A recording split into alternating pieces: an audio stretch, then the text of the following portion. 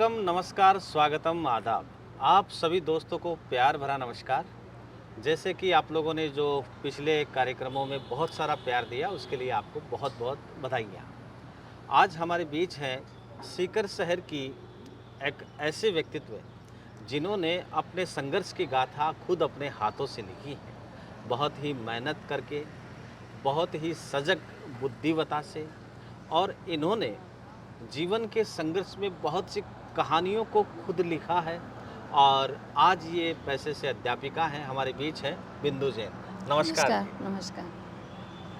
बिंदु जैन जी, बताइए, आपके जीवन के बारे में बताइए आप। मेरे जीवन के बारे में बहुत कुछ नहीं है, लेकिन ये है कि मैं ये कह सकती हूँ, आज हम जो बात करने जा रहे हैं कि हम जो मुद्दा उठाना चाह रहे हैं कि जैसे जो भी लेडीज़ हैं और जिनके हस्बैंड किसी भी काम से ख़त्म हो जाते हैं, और जो विधवा लेडीज़ होती है, उनका जो जीवन होता है, उनको अपन किस तरह से आगे कर सकते हैं कि उनको ऐसा ना लगे कि उनका जीवन पूरा ख़त्म हो चुका है। ऐसा बिल्कुल नहीं है। उनको बहुत कुछ है जीवन में करने के लिए। तो उनको बिल्कुल नहीं सोचना चाहिए कि उनका जीवन वहीं ख़त्म हो गया है। नहीं, उनको बच्चों के लिए, समाज के लिए बहुत कुछ करना होता है। अच्छा, जैसे हस्बैंड ख़त्म हो जाते हैं, अभिप्राय मतलब जैसे कि या किसी कारणवश तलाक हो जाता है, या कोई कारण ऐसा होता है कि घर में विवाद होता है, दोनों के संबंध विच्छेद हो जाते हैं, तो ऐसे में महिलाओं के सामने बहुत सारी समस्याएं आ जाती हाँ, हैं। बहुत समस्या आती खासकर है। एक महिला जो घर की चार दीवारी में है, कुछ समय के बाद घर वालों पे वो बोझ लगने लगती है, तो ऐसे बिल्कुल में ऐसा अपने होता है। आप को वो और कैसे संभाले? मैंने खुद ने अपने जीवन में ऐसा महसूस किया है कि जब मेरे हस्बैंड एक्सपायर हो गए थे, तो उस समय ऐसा लगता है कि जीवन में कुछ भी नहीं बचा है। लेकिन उस समय एक लेडीज़ को सबसे पहले तो अपने बच्चों को देखना चाहिए कि नहीं, उसके पीछे बच्चे हैं, और फिर आपको जब बच्चे बड़े हो जाएँ तो बहुत कुछ है आपके पास करने के लिए, समाज के लिए और दुनिया के लिए और बच्चों के लिए।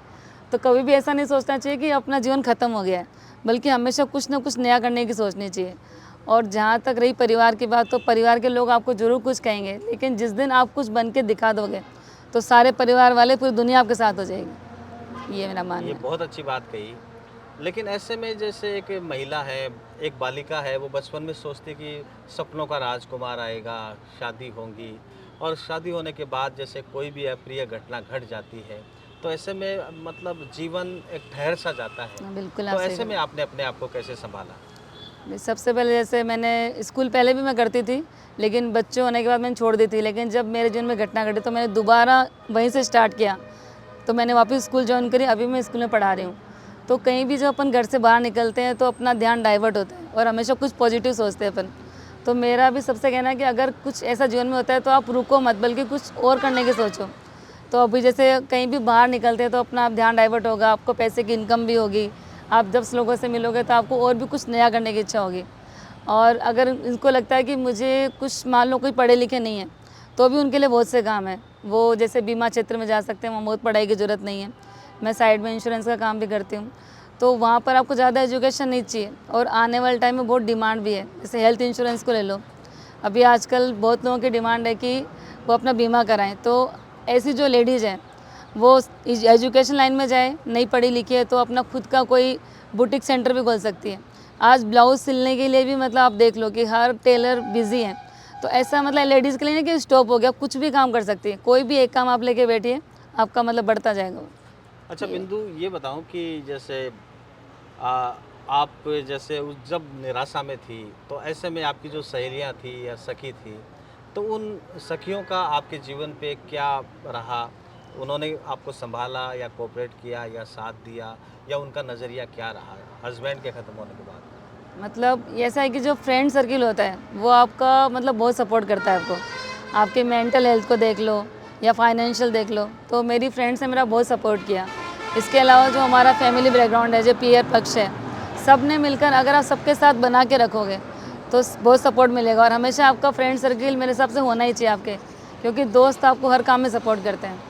तो मेरे भी दोस्तों ने मेरा बहुत सहयोग किया, और मतलब किसी भी मोड़ पर निराश नहीं होना चाहिए, हमेशा कुछ करते रहना चाहिए। अच्छा, जैसे अगर आप बताना चाहें तो आपकी जो सखियां हैं, उनके नाम अगर आप बताएं। हाँ, मेरी जैसे फ्रेंड है, कविता कटेवा है, मीनाक्षी है, मिनी अरोड़ा है, सुनीता मारोटिया है, और सुनीता एक और है हमारी फ्रेंड, दो सुनीता है। तो ये सब मिलके हमारा बहुत सपोर्ट करते हैं। और अभी ये आप जो ये प्रोग्राम देख रहे हैं, शमशू घाटिया, और जितने भी, मैं ये कहना चाहूँगी पहले बीच में बात को रोक के, कि जितने भी उभरते हुए कलाकार, इसमें कोई भी प्रतिभा है तो यहाँ आइए और यहाँ पर आपको एक बहुत अच्छा मंच मिलेगा। और इसलिए मैंने बीच में बात को काटते हुए बोला मैंने कि जितने भी उभरते हुए कलाकार हैं या और भी कोई भी प्रोग्राम है तो उसमें आप यहाँ आइए, आपको बहुत अच्छा मंच मिलेगा। अच्छा, कभी कभी जैसे अकेलापन फील होता है, घर जाने के बाद केवल दीवारें होती है, ऊपर छत होती है, तो ऐसे में आप अपने आप को कैसे मैनेज करते हैं? जब भी मुझे ऐसा अकेलापन लगता है तो मुझे एक्चुअली शुरू से गाने सुनने का बहुत शौक है। जी। तो जब भी आपका मन बेचैन हो तो किसी को घूमने से अच्छा लगता है हल्का म्यूजिक चलाओ, मेरे को गाने पसंद है तो मैं म्यूजिक सुनना पसंद करती हूँ उस टाइम में, ताकि थोड़ा सा ध्यान डाइवर्ट हो जाए, या फिर दोस्तों के साथ घूमना, ये 2 काम पसंद है। आप कोई गुनगुना के बताना चाहेंगे आप? अभी थोड़े दिन जैसे- पहले एक प्रोग्राम आता है तो एक्चुअली मेरी माँ से मुझे अटैचमेंट है तो माँ का ही गाना सुना देती हूँ मैं। जी, किसका गाया हुआ है? लता जी का किसका गा, लेकिन मतलब गाया? उन्हें उनका नाम बताना, उनको देखो जिनका हाँ। गाया, वरना क्या वो थोड़ा कॉपीराइट आने की संभावना हाँ रहती है। सही है। और तो 2 लाइन गा के सुनाती हूँ।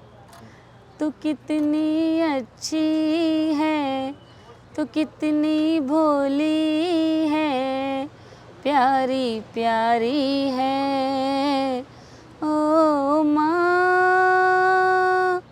ओ माँ, ओ माँ, प्यारी माँ। वास्तव में आपने जब ये लाइनें गाई तो आपकी आंखें सजल हो गई और माँ की याद आना स्वाभाविक है। माँ सबसे बड़ी पालनहार होती है और जीवन की राह में अपन चलते हैं तो निस्संदेही माँ ही हमें चलना सिखाती है। और कुछ सुनाना चाहेंगे आप बिंदु जी? बस मैं यही कहना चाहूँगी, मतलब मैं सब लेडीज़ को एक संदेश देना चाहूँगी कि कभी भी आप जीवन में निराश मत होइए, हार मत मानिए। अगर आप पॉजिटिव सोचोगे तो सारे दरवाजे आपके लिए खुले, लेकिन पहला कदम आपको ही बढ़ाना पड़ेगा। अगर आप आगे बढ़ोगे तो ज़रूर आपका सब लोग सपोर्ट करेंगे, अपन खुद ही हार मान लेंगे तो कोई साथ नहीं देगा। आपने समय दिया इसके लिए आपका बहुत बहुत धन्यवाद, आभार। आपका भी बहुत ही- धन्यवाद। और आप सब ये प्रोग्राम देखिएगा, शमशुगा ठिया और जितने भी कलाकार हैं यहाँ आइए, आपको बहुत अच्छा मंच मिलेगा। धन्यवाद आप।